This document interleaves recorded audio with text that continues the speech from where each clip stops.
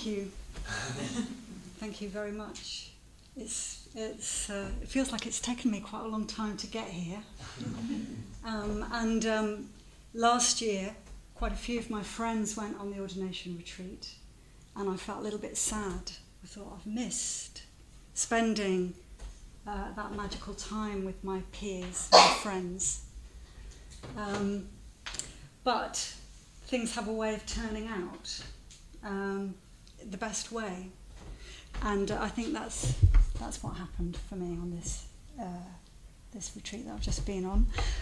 I'm incredibly nervous and lost for words, but I'll try and give you an idea of what I've experienced and what I've been through. I remember the weeks before I went on the retreat, I was terrified, actually. It did pass through my mind that I might just not go. I was really felt unsure of myself, not really convinced that I would be able to sort of survive for 3 months under these conditions. You're kind of going from an effective going for refuge to a real going for refuge. That's the idea of an ordination retreat.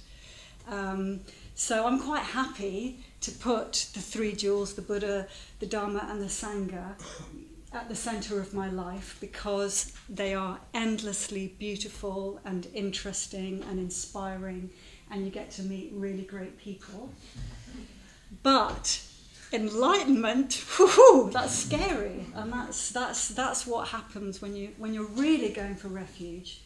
You are embracing the possibility of enlightenment, and that's scary, basically. That's scary, and I was frightened, and I suppose maybe that's an indication of the deep respect, in a way, that I had for the process that I was going through and that I was entering into.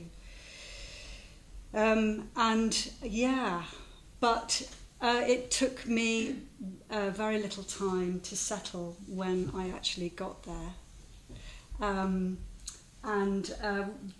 16 of us congregated on the platform at the train station in Tarragona.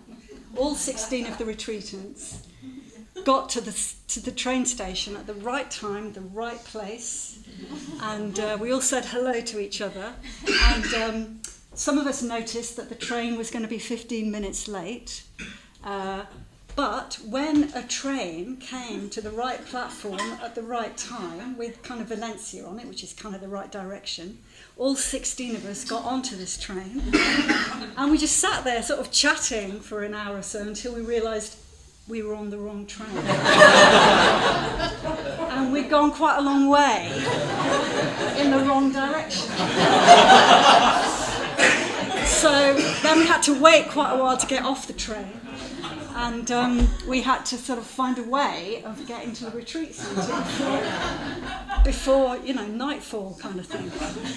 So in the end, we decided to hire a fleet of taxis.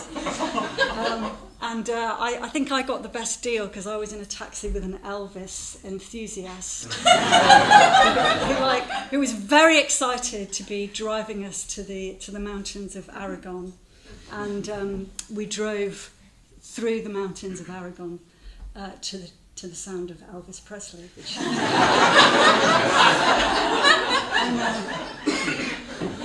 and I kind of really got a flavour of those mountains. I think it's sort of, they're a bit like the Highlands of Scotland. That's where the resistance was. That's where the really tough kind of people who were, fighting Franco and everything. I think that's where they hung out.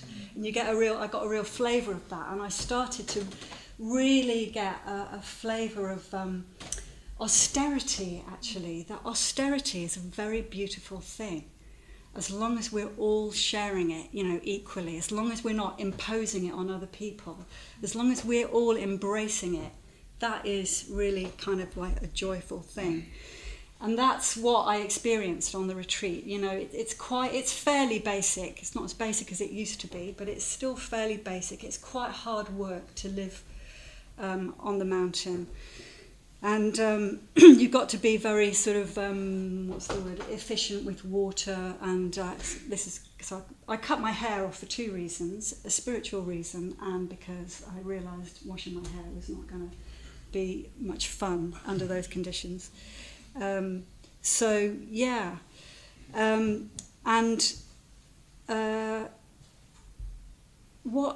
of the things that happens with that kind of living is that you become very intimate with the land and with the nature and with the environment, and you feel very connected to it.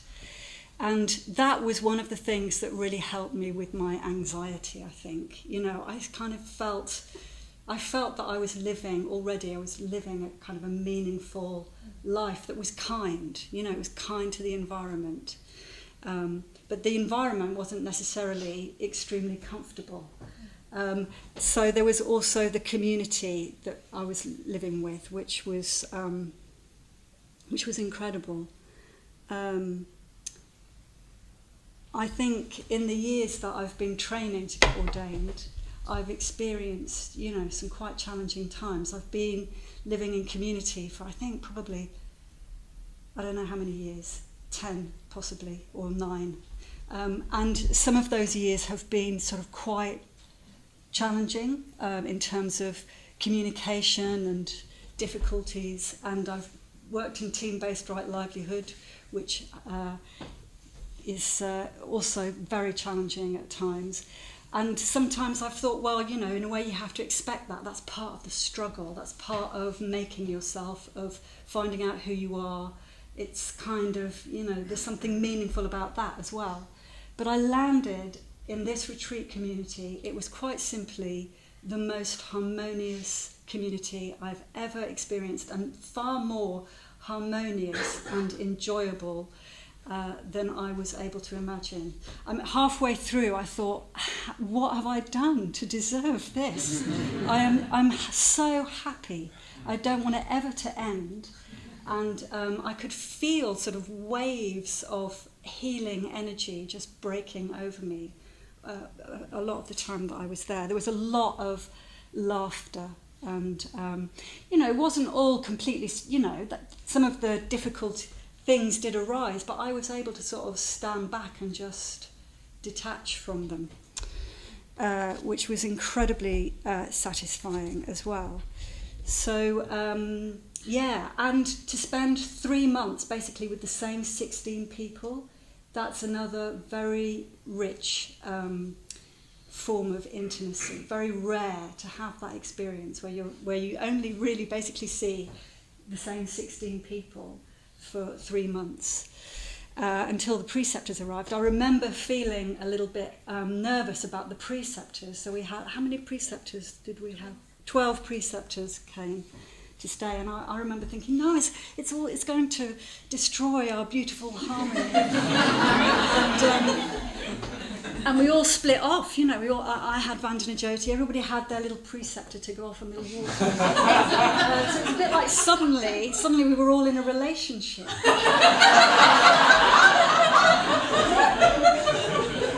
Yeah, but even that, our community, and it was great, can I just say? I could not. I really lucked out when I chose Danayutta to be my private. This is all going completely unstructured. But yeah, it was a fabulous, mythical private ordination. I was very lucky. It happened at 8:00 at night, so then everybody was in puja, so then I could just chant my sadhana mantra and watch the sun go down, and it was fabulous. Oh crikey, I've lost it. Where shall I go now? What is spiritually significant about this retreat? Well, so it's the harmony. What really struck me as well was, there was different, like you could divide us, if you like, into different groups. There was the older women, of which I sort of belonged. There was the younger women, which I definitely don't belong. Then there's the women from Berlin, from Germany, and then there were the women who all know Vajratara, and there were lots there were lots of little kind of subgroups, and I was kind of waiting for us to all, fall into those groups. But it just never happened. I never experienced a moment where I was walking towards a group of people and maybe I wasn't included in the conversation. I've never had an experience like that, and it lasted for 3 whole months. And I remember, again, when I was thinking, God, this is something I've not ever experienced before, I remember feeling very, very confident that although I knew it wasn't going to last forever, it was going to last until the end of the retreat. I just knew that we were going to stay like that the whole time. And I think that had huge consequences for me. It's done a lot for my confidence, and it meant that I could really relax into the program, into the meditation.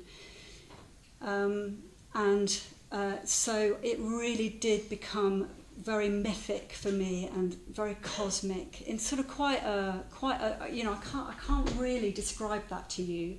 It just was very, very rich for me. But one thing that I think, one realisation that I did, I have no idea where I am time-wise either. How long have I got? Maybe a minute or two. Okay. One thing that I did realise was this thing that this self is a delusion. I did sort of have this real intimation of that this thing, Sarah, Vidyasakhi, whatever you want to call it, there's no boundaries to it. So I am the sum of this particular moment, and I'm part of you and you're part of me, and it was the same on the retreat. And that was an incredibly sort of powerful experience for me. So my name, I better quickly say something about my name, which I do really, really love. Thank you very much. Vidyasakhi, she who is a friend and has knowledge. And it's this vidya is a kind of expression of an intrinsic awareness that has always been there. So I kind of relate it to maybe the Buddha's experience of the rose apple tree. And for me, the retreat was a bit like a second childhood, because you're just really held. You don't have to think about the shopping or anything. You can just relax and play and release yourself into the landscape like I think children do. And that maybe is something of what Vidya is. It's just like being able to be with things and see things and experience them in this kind of innocent way. So if that is coming to me in the future, then I'm extremely grateful and very happy. And I think of the friend, Sakhi means friend.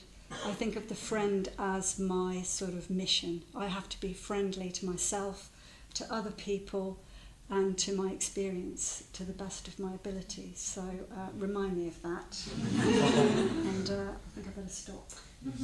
Yeah.